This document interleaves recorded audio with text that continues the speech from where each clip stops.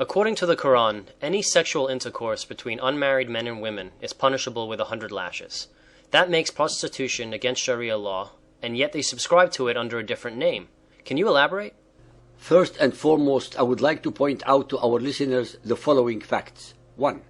That in the Arabic language of Muhammad's time, the word nikah meant having sex, the sexual act, whether in the manner of rape or marriage. 2. The word muta' is derived from tamattu', that is, to obtain pleasure from. Hence, the expression nikah al-mut'a is pleasurable sex, whether legal or illegal. Since the Quran prohibits out-of-wedlock sex as fornication, punishable by death in many cases, Muhammad solved the problem of his sexually frustrated male followers by legalizing having sex for a predetermined period between a man and a woman of easy virtue in what he euphemistically called temporary marriage. The word mut'a was more commonly used than other terms for temporary marriage during and after the lifetime of Muhammad. Both its proponents and opponents prefer this word and its derivatives.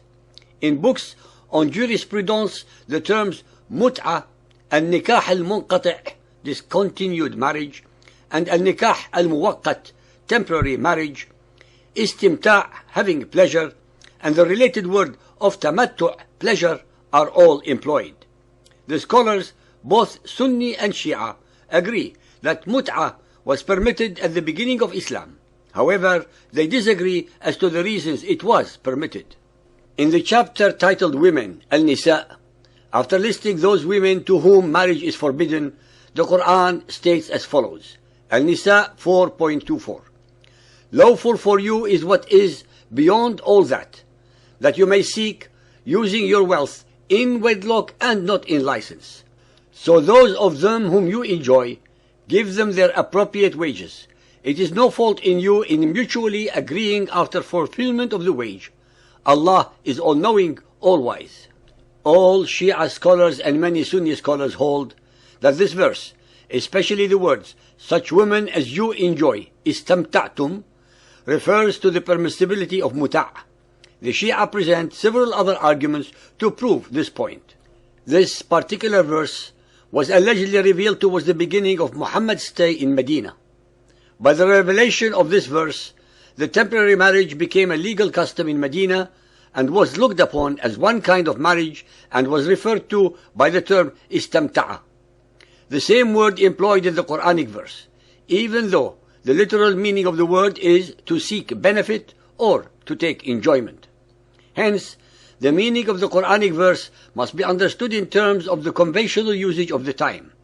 For, as is well known in the science of Quranic commentary and Islamic jurisprudence, the Quran follows the conventional usage of the people in all edicts and legal prescriptions.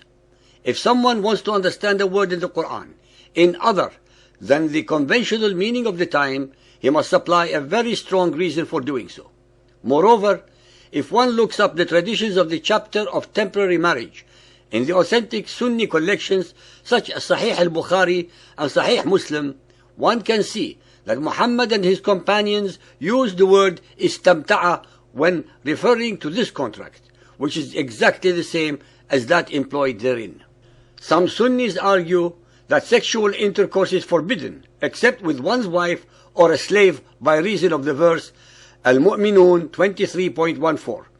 Prosperous are the believers who guard their private parts, save from their wives and what their right hands own. According to Aisha, Muhammad's wife, and others, mut'a is forbidden and abrogated in the Quran, where Allah says, who guard their private parts. Sahih al-Bukhari Hadith 7.17, narrated by Jabir bin Abdullah. When I got married, Allah's Apostle said to me, "What type of lady have you married?" I replied, "I have married a matron." He said, "Why? Don't you have a liking for the virgins and for fondling them?" Jabir also said, Allah's Apostle said, "Why didn't you marry a young girl so that you might play with her and she with you?" Sahih Bukhari 7.50, narrated by Ali bin Abi Talib. I said to Ibn Abbas, during the battle of Khaybar, the Prophet forbade nikah, al-muta' and the eating of donkey's meat. Sahih al-Bukhari 7.51 narrated by Abu Jabara. I heard Ibn Abbas giving a verdict when he was asked about the mut'ah with women, and he permitted it, nikah al-mut'ah. On that, a freed slave of his said to him, that is only when it is very badly needed and women are scarce. On that, Ibn Abbas said, yes. Sahih al-Bukhari 7.52 narrated by Jabir bin Abdullah and Salama bin al-Aqwa. While we were in an army, Allah's Apostle came to us and said, you have been allowed to do the mut'ah marriage, so do it. Salama bin al-Aqwa said, Allah's Apostle said, if a man and a woman agree to marry temporarily, their marriage should last for 3 nights.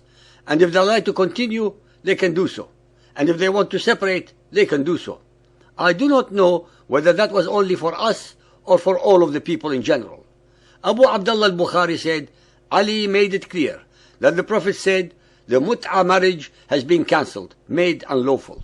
Ladies and gentlemen, believers and unbelievers, contrary to all of the above contortions of logic, as well as the different and contradictory interpretations of a few verses of the Quran and the bending to suit of morality, nikah al-mut'ah is actually a legalized and sanctified form of prostitution, since in reality it has the following characteristics.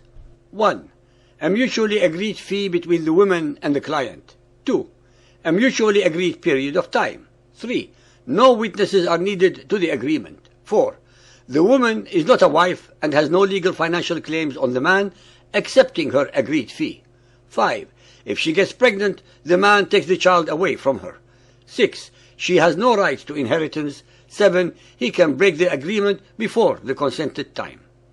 I leave it to you all to make your own conclusions that I hope very much that you will use in your comments.